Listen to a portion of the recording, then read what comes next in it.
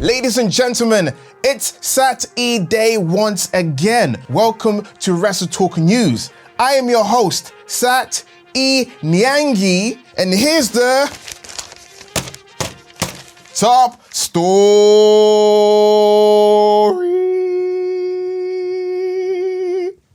Heading into the Royal Rumble in a week's time, we still have no real idea of what WWE's plans are for Roman Reigns at WrestleMania. However, one thing has always been assumed, that it would be one or the other, Cody or Rock. What we never considered is the possibility that WWE could instead just do both.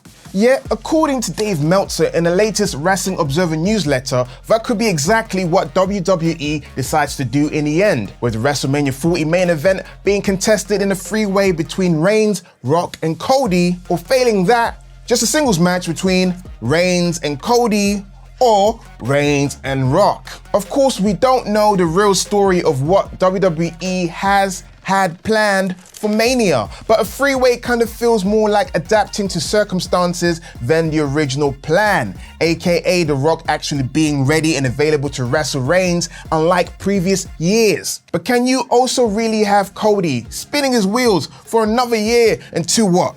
WrestleMania 41? I think not.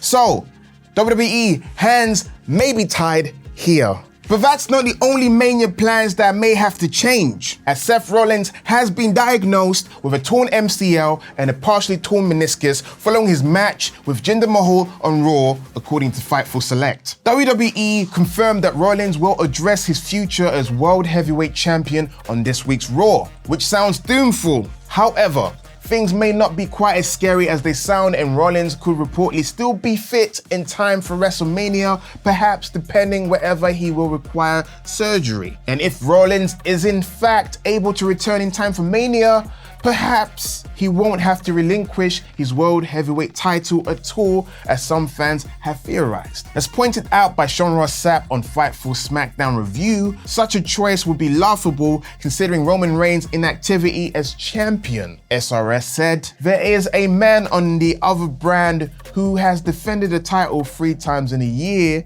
and he wasn't booked for the Royal Rumble. They don't have the card for Elimination Chamber. They can get away with this." Meltzer revealed in the Wrestling Observer newsletter that the confirmed plan for Rollins is in fact a match with CM Punk, as has been teased on TV. So we can only hope and pray for a swift and safe recovery for the visionary. So we may still see that match happen. Thankfully though, we finished with some welcome news, as viewers of last night's SmackDown will be fully aware Triple H finally did the right thing and killed one of the worst gimmick changes of recent memory and reverted Butch back to his rightful gosh darn name, the Bruiserweight Pete Dunne. But it wasn't just the name, he also had the trimmings, the lovely sleeveless fur jacket, the aggressive in-ring style, and the theme song. It was the Death Rebel theme. It wasn't that good. If he had his old theme, the feeling would have been restored. But you know what? Can't complain. Got what we wanted.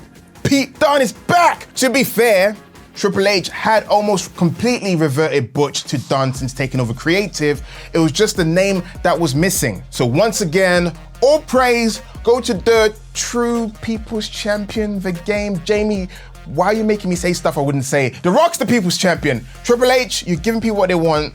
Granter of all wishes and dreams, sure. Now, this is the portion where I introduce my tag team partner and bring him over here. And as you guys saw the news yesterday by Oli, this is the last Saturdays for a while. So before I go, I have to pause this because your script is coming on, Tempest. You know what, before I thank everyone, bring this lovely man over here. His sexy suit, nice pink tie, his beautiful face. I want to say thank you everyone that supported this channel, supported me on Saturdays, gave me a chance. I've been doing this for like nearly 2 years. I see some comments, I see people saying, I wasn't a fan of Sat, but I've grown to like Saturdays. I appreciate you guys giving me a chance, and we've grown together. Heck, even Saturdays, I didn't come up with that. Someone in the comments did, and I used it. So thank you very much. I'm not gone forever. I just have a Roman Reigns schedule, so I'll be back when you least expect it. But yes, the camera goes black forever, forever, forever, forever, forever, and ever. Do you think you're a wrestling genius? Well, prove it, smart guy! Sign up to WrestleLeague to compete with thousands of other people predicting every major wrestling event with a chance to win up to $250 of Amazon vouchers if you prove yourself to be the best. The new season starts with WWE Royal Rumble on January 27th. Join for free at WrestleTalk.com and make sure you click the email sign up to make sure you do not miss a show. That's right, one last time. This is the Rampage 1 Minute One Take. Let's go out on a high note and get this right. Sat, start the clock. Rampage doesn't open with a match in the ring because everyone has to sing Jericho's stupid song, and then there was a rematch from Fatal 4-Way 2010 as Jericho beat Matt Sydal, Penta El Zero Miedo beat Anthony Henry, and then Ruby Soho learned that Anna Jay put Harley up to kissing Angelo Parker. Whatever is left of the Jericho Appreciation Society is a big ol' messy mess. Chris Statlander, with new manager Stokely Hathaway, beat Queen Aminata, and then backstage we find out that someone, Stokely, canceled Willow Nightingale's plane ticket. They argue as Chris Stat walks off. Also backstage, Jay Lethal tells Team TNA that he can't take any more of Jeff Jarrett and wants to win singles gold, and then it's time for our main event as Jeff Hardy faced Darby Allin in the way toned down version of their first match, but even a toned down version with these two is going to be nuts as Darby went through a chair on a missed suicide dive, and Jeff went through a table on a missed swanton bomb before Darby scored the win with a roll up and Jeff left without respect being shown. Time! 57 seconds! Whoa. Man, you went on the high note. High! Because you see, I swerve when I drive. Yeah, I swerve when I drive. And now it is time for my last SmackDown review.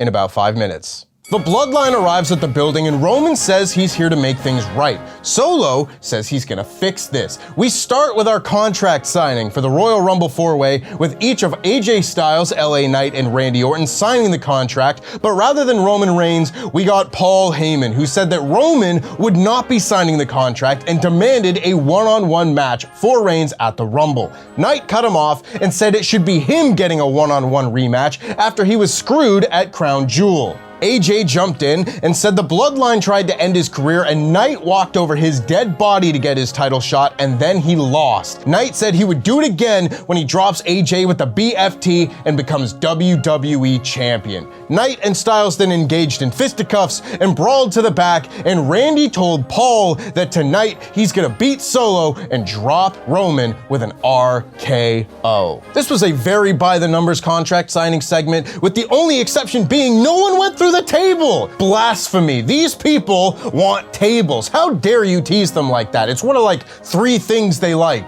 Nick Aldis was walking backstage and AJ Styles said he wanted LA Knight tonight, and Aldis said, fine. No wasted time there. Then we got our first match of the night as the LWO faced the LWO. Sat, I'll give you one guess as to who won this match. LWO? It's a lucky guess. Yes, the Latino World Order faced the Legado World Order, and Santos Escobar ends up stealing the pin, beating Carlito after a fairly standard match. It is just so hard to get into the LWO, the Latino World Order version, when they literally never win any matches. I thought this 6-man tag would be one of the bigger matches in this feud, but it just didn't feel important at all. Pretty Deadly cut a promo in Gorilla, and Lashley and the Street Profits warned the Final Testament, and then we got Pretty Deadly versus Tyler Bate. And wait, could it be? It is! Finally, someone dragged Pete Dunne out of the unemployment line and put Butch back in his place because the Bruiserweight is back, baby! The Lord has smiled upon us. I am slightly surprised they didn't wait to debut this rebrand in the Royal Rumble match, but I can't be mad because the Mad Lad himself is back. As for the match itself, I thought they did a very good job of reintroducing Pete Dunne and how he wrestles. He was brutal and sadistic, bending limbs and fingies before hitting the bitter end for the win. I don't know if Bate and Dunne will continue as a tag team long term, but if they do, strap the tag belts on these guys immediately.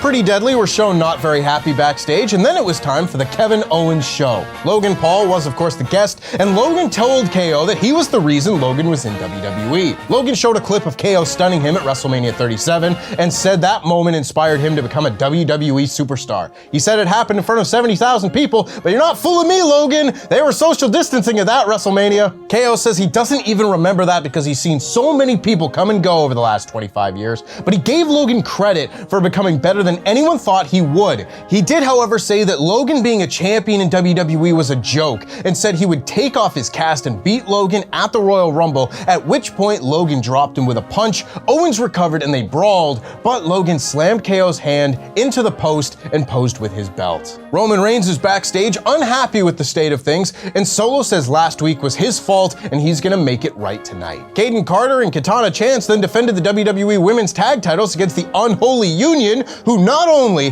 haven't wrestled since October, but haven't won a match since May. How did they get this title shot? What were the point of all those vignettes? Ah, the mysteries of life. Damage Control was at ringside, and they got to see Caden and Katana's cool finish, which I'm told is called the keg stand. My best friend's mom crashed our prom after party, and she did a keg stand once upon a time. I don't know what the point of that story is, but maybe that means she can get a shot at these tag titles. The keg stand was enough to get the win, and then the Kabuki Warriors handed the champs the belts and set up a title match for next week. The crowd could not care less about this match, unfortunately, and really you can't blame them. Which of these four women is an established star on SmackDown? If you've got the answer to that question, let me know in the comments below. Karrion Kross and the Final Testament cut a vignette promo on Bobby Lashley and the Street Profits, saying they will meet in the ring next week. Then Carmelo Hayes got interviewed about the match that got called off last week and said it happens in the heat of battle, but while Melo didn't win, he didn't lose either. He got interrupted by Austin Theory and Grayson Waller, and Waller voluntold Theory for a rematch next week. AJ Styles then faced LA Knight in more of a brawl than a match. The animosity between them meant that there was a lot of punching and headlocks, but before you know it, Jimmy Uso came out for the distraction, and Solo Sikoa hit the Samoan Spike on AJ and LA Knight to take them both out. Solo demanded Randy Orton come out and face him for the main event right then and there, and so he did. This was the main event, and it was nothing special. Orton dumped Solo on the announce desk, hit the draping DDT, Jimmy came back out but was taken out by Knight and Styles. Solo tried to sneak attack Orton but got hit with an RKO for the pin. I know sometimes Saudi feels like it's in another timeline, but how does Solo go from murdering John Cena dead to being a lackey that can't get anything right? Anyway, Orton hit Knight and Styles with RKOs, and then Roman Reigns made his appearance and hit a Superman punch, signed the contract, did the ooh-ah, and then got hit with an RKO to end the show. Overall, this was another very weak SmackDown. Way to give me a good show to go out on, WWE. The return of Pete Dunne was the only moment on this show where I felt alive, and that is a show that had Roman Reigns on it. SmackDown is just not interesting at all right now, and I was hoping the Royal Rumble hype would help with that, but they aren't doing anything to ramp up Rumble excitement. This SmackDown gets a 2 out of 5. And that's just about it from me, but before I go, I want to thank everyone that has been watching me and Sat as part of your Saturday routine for the last year. We appreciate you greatly, and remember, when it comes to the House of the Black Mask, the house always wins.